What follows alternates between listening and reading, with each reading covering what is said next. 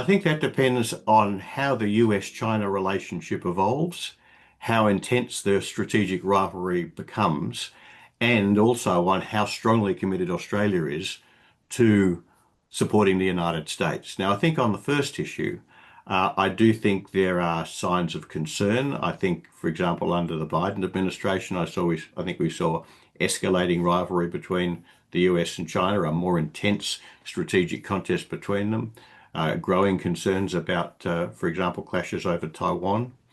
How difficult a problem that is for Australia to manage in future will depend a lot on how that develops. My own view is that under the Trump administration, despite some aggressive language from, for example, Secretary of State Pete Hegseth at the Shangri-La Dialogue earlier this year, I think the Trump administration is less committed to sustaining America's position in East Asia, more willing to contemplate an accommodation with China, and therefore I think in the longer term we may see a lessening of that kind of rivalry, which I think will make it easier for Australia to manage its positioning between the US and China. Likewise, I do think that partly because of the conduct of the Trump administration, its fairly unsympathetic attitude towards allies, its doubts, for example, about important features of the US-Australia strategic relationship like AUKUS, I think the tendency in Australia, the willingness of Australia to back the United States against China will decline somewhat as the policy making out of Washington becomes more erratic. And we've seen evidence of this recently. For example, in Mr. Albanese's given a speech last weekend in which he spoke a lot about Australia's independence. And I think he was referring there in a guarded way to his desire for Australia to chart a different path from America in its dealings with the region, including with China. So I think on both of those aspects, the US-China aspect and the Australia-US aspect, I think the capacity for Australia to manage the tensions, the inherent tensions in the significance of its relationship with China as an economic partner and with America as a strategic partner, I think that's going to become, if anything, a little bit easier in the years ahead. I think when we look at the long historical pattern in the last 10 years or even longer, I do think it's very clear that the distribution of wealth and power has shifted very strongly China's way. China's economic growth, of course, its development as a technological power, its developments as a military power, including, of course, its very significant expansion of air and maritime capabilities, the strengthening of its diplomatic position in Southeast Asia, for example, I think the overall sort of approach that China has taken has put it in a much stronger position than the United States. I think the United States, for example, in its protectionist policies, has tended to alienate many Southeast Asian countries, and I think its relative neglect of the region, its failure to really respond effectively to China's growing military strength, means that China is now in a better position than it was a decade ago to contest America's position as a leading power in the region. And I think that's, in the long term, it's a significant factor in Australia's evolving attitude towards its future place in Asia. I think China's capacity to prevail in a US-China war over Taiwan has grown very significantly as its air and maritime forces in particular have developed a lot in recent years. I think America has responded very sluggishly to that challenge. I think America has failed to take the steps that will be necessary to preserve the advantage that it used to enjoy over the PLA in the kind of capabilities and operations that will be involved in a Taiwanese contingency. I therefore think that there's a declining capacity of the United States effectively to deter China from taking military action over Taiwan, or for that matter, in the event of a crisis in the South China Sea, for example. I do think that as a sort of fundamental principle of power politics, the less likely you are to win a conflict, the harder it is to convince your potential adversary that you're willing to fight it, and therefore the less effective your deterrent posture is going to be. I think we also need to add to that the nuclear dimension. I think for a long time, US policymakers and strategists tended to overlook the significance of China's nuclear capabilities as a factor in US decision making about whether or not to go to Taiwan's defense. And I think there's a significant increase in understanding now in the United States that a Taiwan contingency could escalate to a nuclear war, and that in a nuclear war, the costs and risks to America would be much, much higher than they would be in a conventional war. The potential, of course, for attacks on the US homeland. And I think both the development of China's own nuclear capabilities in recent years and the prospects for further developments in the years ahead, and the lessons of the Ukraine crisis, which I think have been very significant in reaffirming the significance of nuclear weapons in contemporary power politics. I think both of those factors have meant that, quite apart from the shifting conventional balance I mentioned, I think the nuclear balance is also a very significant part of that. I therefore think that the US deterrent posture in relation to China over issues like Taiwan has weakened significantly and will continue to do so in the years ahead. I think the reality is that if you look at the raw calculus of power, we are already living in a multipolar world, and indeed in a multipolar region. Globally, the idea that the United States would be the unchallengeably dominant power across the globe, which appeared in the 1990s after the end of the Cold War, that idea is past. We now live in a world in which there are a number of major centers of power.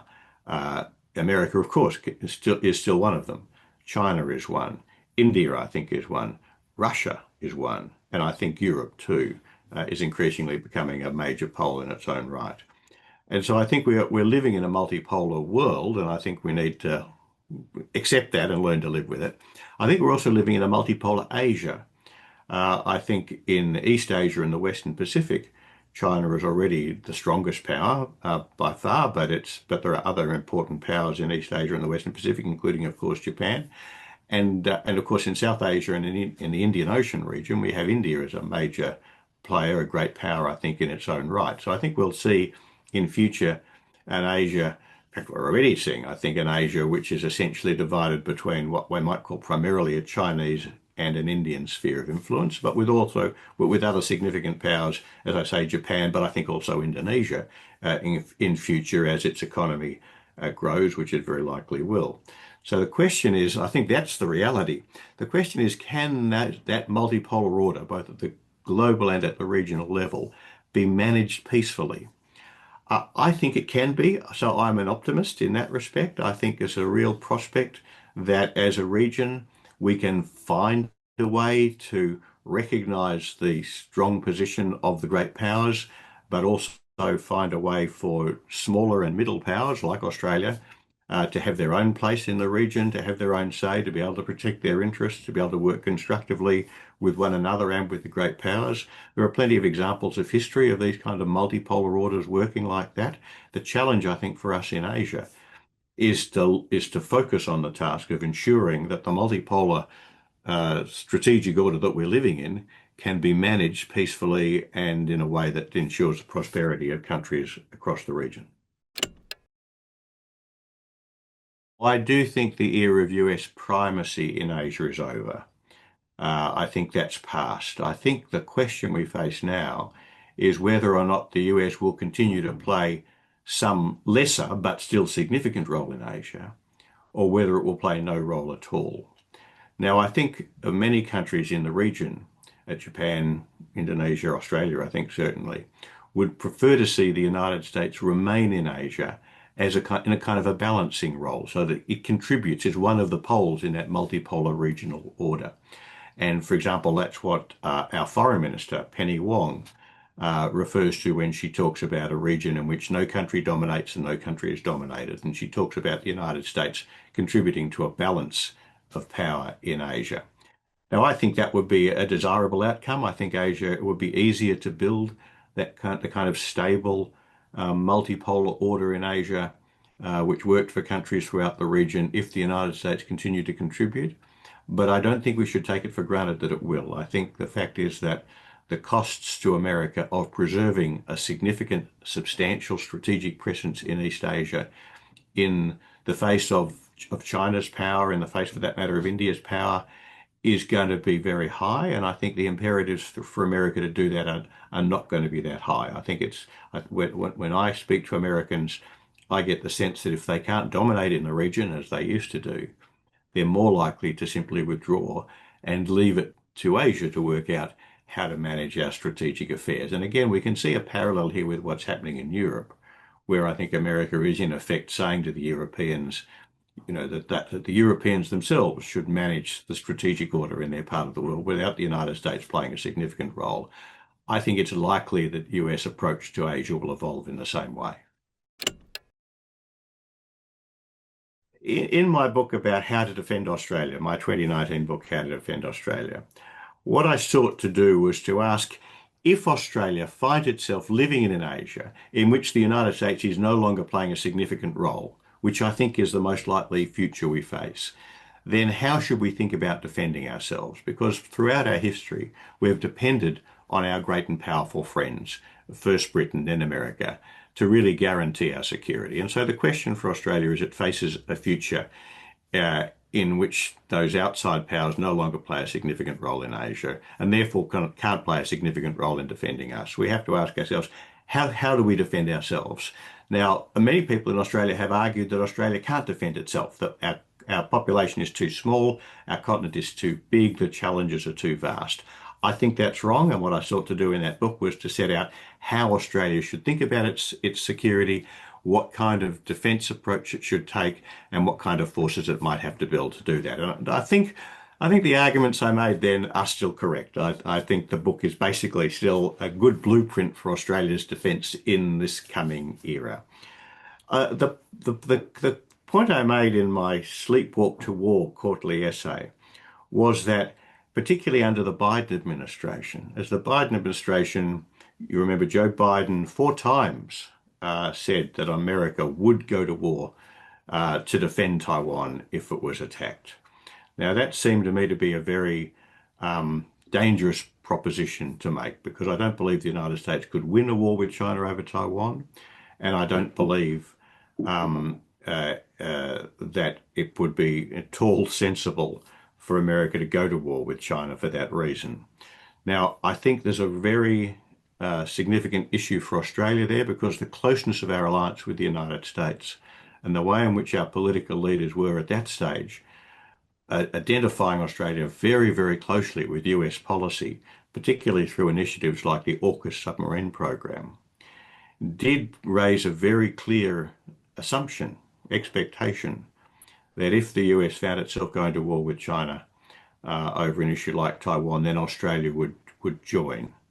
Now, I think that's a question which is now less clear. I think Australian doubts about supporting the United States, particularly under the Trump administration, have grown significantly. And so I think that is a less significant risk now than it used to be.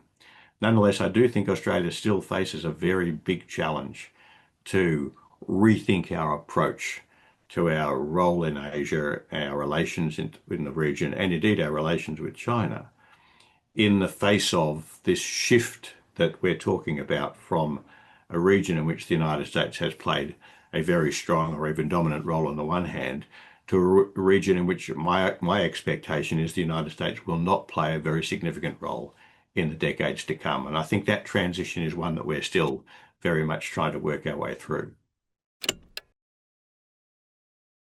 I think the shift from the Trump administration, from the Biden administration, and the fact that Trump has been re-elected for a second term is a very significant development. I think it shows that some of the policies and ideas that underlie the MAGA movement, the Trump movement, are not just anomalies in US politics. I think they reflect some very deep and fundamental shifts in the way America thinks of itself and thinks of its role in the world. And I think that's very significant for the US, of course, but it's also very significant for US allies. And I do think that at the heart of Trump's policy approach is a return to isolationism. I do think fundamentally that Trump does not think that the United States should commit itself to defending allies in remote parts of the world, like in East Asia or in Europe. And I think that runs very deep in Trump's whole approach. And so I think that is compelling Australians to think more carefully about the extent to which we should presuppose that the United States will be there to support us, and that Australia's approach to dealing with the fundamental strategic shifts underway in Asia at the moment should be simply to support US policy, whatever happens. So I think there's a really, the election of the second Trump administration, the way the second Trump administration has conducted itself since its inauguration back in January, is a fundamental new element in our thinking. On the other hand, I also think that the deeper trends which are driving the future of America's role in Asia, the future of the evolution of strategic affairs in Asia, and therefore Australia's approach to the region, I think those are even bigger than Trump. So I think even if Trump hadn't been elected, even if we'd had another Democrat administration under Kamala Harris, for example, I think the long-term shift for America to move away from playing the kind of dominant role that it used to play in Asia towards withdrawal from the region, I think those long-term trends are already deeply established. For example, Joe Biden, as we mentioned before, talked a lot about America's determination to help defend Taiwan if it was attacked, but he did nothing substantial to increase America's military capacity in the region to prevail in such a war. And I therefore think that, following the principle that you should pay attention to what people do rather than to what they say, I think even under Biden, the move from the United States away from a really robust strategic posture in Asia towards a trajectory in which it essentially moves out of the region, I think that was already well underway.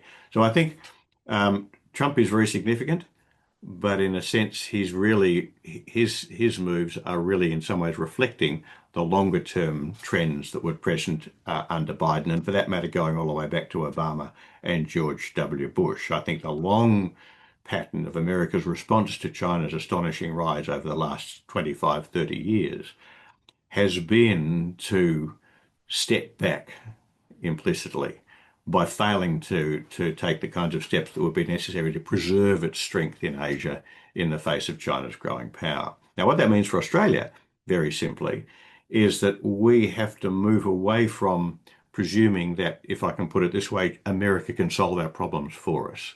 I think that the tendency in Australia, the assumption was that if China challenged the US leadership in Asia, the United States would push back and would effectively contain China's challenge. And what we needed to do was, if we wanted to continue to live in an Asia which was dominated by the United States, which we did, all we needed to do was to support the United States, and the United States would make it all work for us.